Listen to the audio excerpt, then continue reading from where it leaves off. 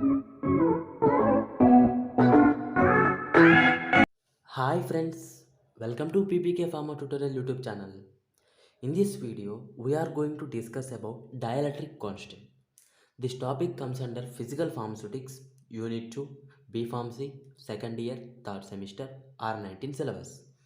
Before going to this video, if you like this video, please click on like button, subscribe our channel PPK Pharma Tutorial, and you have any doubts, comment in comment box, I'll give reply. Now we'll go into this video. First, dielectric constant. First, we need to know what is dielectric constant. Dielectric constant is a physical property that is influenced by interatomic and intermolecular attraction. That means dielectric constant is nothing but it's a physical property which is influenced. That means this physical property is mainly influenced by attractions between interatomic and intermolecular attractions. Attractions between intermoleculars will influence the physical property which is known as dielectric constant. Dielectric constant is denoted by E of a substance. It's a measure of its efficiency to induce dipole in another molecule.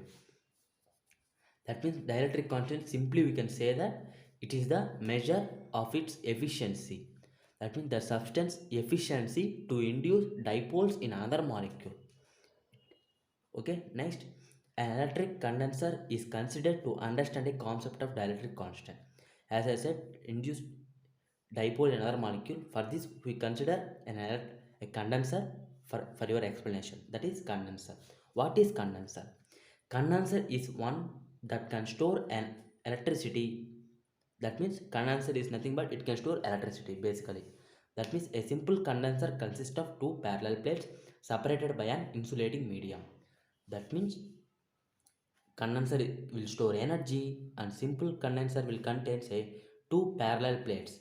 That means there will be two parallel plates which is separated by a insulating medium. Okay, if potential difference is applied across the plates, the electricity will be stored depending on the nature of the medium. That means for the condenser, if we apply potential difference across the plates, across these two parallel plates, across these two parallel plates, if potential difference is applied, okay, if potential difference is applied, it will store certain or some amount of energy. That storing capacity is purely depends on the nature of the medium. Next, the number of coulombs of electricity that a condenser can store is directly proportional to the potential difference in volts applied across the plate. That means, as I said before, the potential difference is directly proportional to the electricity stored in the condenser. Potential difference applied to the parallel plates is directly proportional to the electricity in condenser. Electricity in condenser means coulombs, which is denoted by Q, whereas potential difference is applied across the plates is V. Therefore, Q is proportional to V, and Q is equal to CV. Here C is a constant, and C is equal to Q by V. That means this V will be comes in the denominator due to cross multiplication. Okay, comes this C will be comes to here due to cross multiplication. Now, dielectric constant of a particular liquid E is equal to capacitance of condenser in liquid and capacitance of condenser in vacuum. That means dielectric constant is a physical property of liquid is equal to Cx. That means capacitance of condenser in liquid and capacity of condenser CO in vacuum. Okay. Next, here you can see the three images where here we have a voltage source. Okay, here you can see the voltage is applied here through battery, and you can see this is a vacuum. That means here no air. Vacuum means here no presence of air, so there will be a no bonding between plus charge and minus charge. Positive charge and negative charge will be, there is no interaction. Okay, next, in second image you can see here we have a water molecule present. That means this here we have water, so there will be a water is a good conductor of electricity, so there will be a bonding between positive charge and negative charge. Here electricity comes through battery, and positive charge negative charge will be interacted. That means water molecule are dipole nature solvents. Okay, in third image you can see the carbon tetrachloride are non-polar nature. In this we have polar or dipolar nature. Now here non-polar nature solvents like carbon tetrachloride, these type of, if electricity is applied, okay, if electricity is applied, then this type of combination is formed. See, there is a difference here, plus minus, here we have like this. There will be a difference between non-polar, polar, whereas in vacuum there is no bonding. This is the three differences. Okay, next, the dielectric constant is a physiochemical property of a solvent relating to the amount of energy required to separate the same in vacuum. That means we can say it's a physiochemical property, which, that means physical chemical property and energy required to separate the same. As there is no movement or there is a combination between plus and molecule in vacuum, the separation, how much energy required, that is dielectric constant. If the condenser contains vacuum, its capacitance is considered as 1. That means, as I said before, their condenser is a vacuum, so the capacity is 1. By convention, the dielectric constant of vacuum is unity. Okay, next, if the vacuum is replaced by water, in second image you have saw that the vacuum is replaced by water, so its capacitance increases. The water molecule can further store the electricity because of the dipolar nature.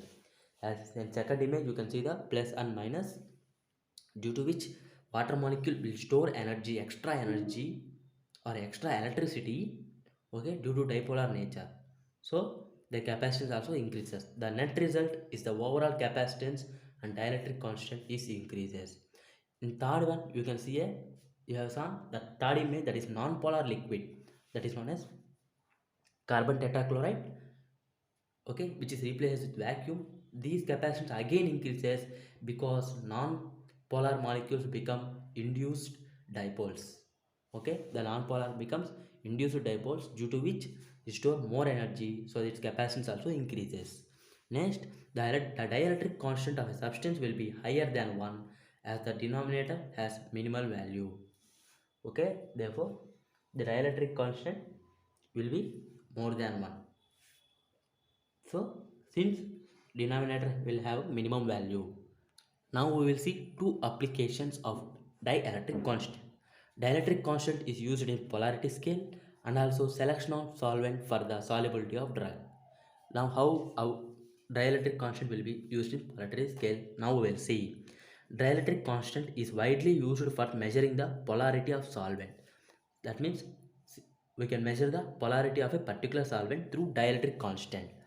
Okay, the scale, that means polarity scale, is with 1 for vacuum, as I said before, 1 for vacuum, at the end maybe 75.5, 78.5 for water at the other end. That means there is a scale, let us assume there is a scale which left side contains 1 and right side contains ends with 78.5.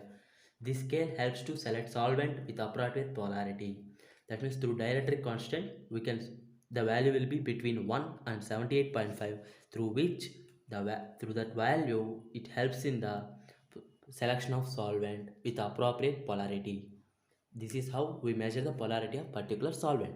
Next, selection of solvent for the solubility of a drug.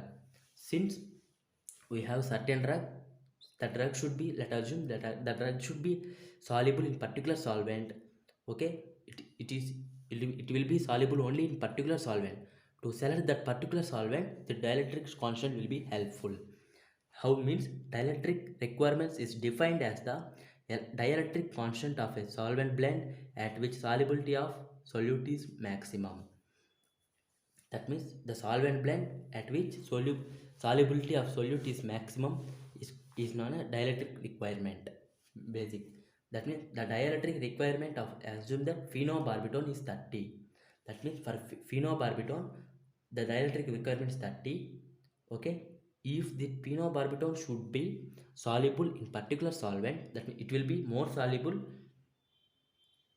Maximum solubility will be achieved when we select the solvent which have dielectric constant 30.